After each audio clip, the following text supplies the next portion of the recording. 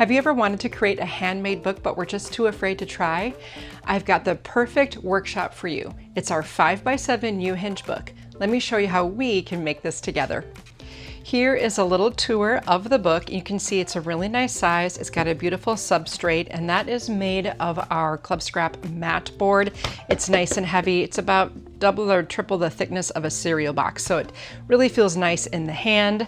The book has this unique U-Hinge binding that makes it so easy to install pages, and plus you'll have a lot of room between pages for dimensional embellishments. We will also learn in the class how to make this beautiful outer wrapping. We'll have that contrasting spine, our beautiful printed cover paper, and gorgeous library book quality corners. The book has 6 inner pages, and each page opens like a trifold like this, so there will be plenty of room for tons of photos if that's what you're looking for. And you can transform any Club Scrap page kit, whether it's a monthly kit or a special release, into this beautiful book. The sample I'm showing you right now is made with our fresh picked special release. This is another version of the exact same book following the same instructions and video workshop, where you can try it with, say, our Tiny Blossoms collection. This is so adorable for a sweet little baby book. Any recipient would absolutely love to have this on their coffee table,